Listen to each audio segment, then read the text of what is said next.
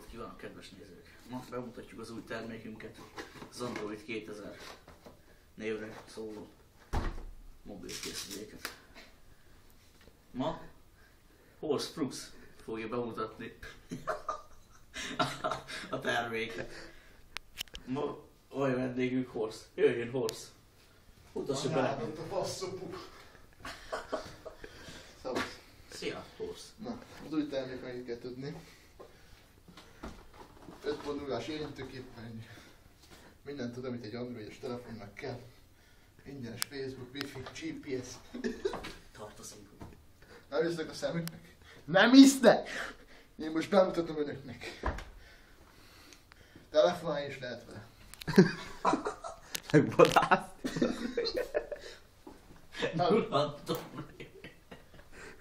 Igen. Kérdék végéről. Aha, jó. Most nem hitték el. Bizonyítsam. Látják? Olyan szinten nagy, hogy még a farsebünkbe is elfér.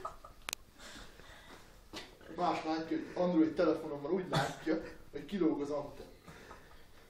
Az az előnye, mert nem úgy, mint az átlagos androidos telefonoknál, hogy be kell nyúlni mélyen zsebbe, hanem apró mozdulattal.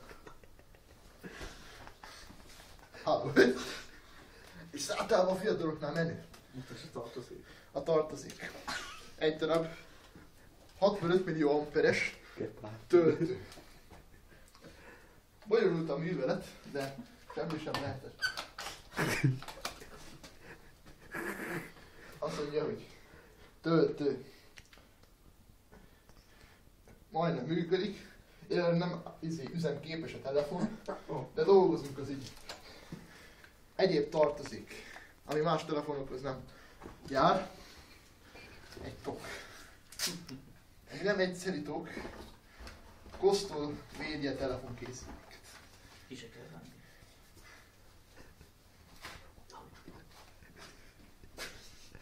Megy a utcán, nem látja senki magán, hogy látszik a telefon. Nem látszik. Olyan vékony, mint az állat.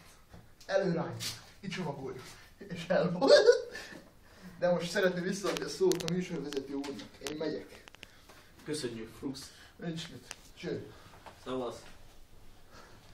Hát, vendégünk, mai vendég, ez volt az új Androidos 2000 legújabb telefonunk. A legközelebbi ajánlatunkat a jövő héten fogjuk bemutatni. Viszontlátásra!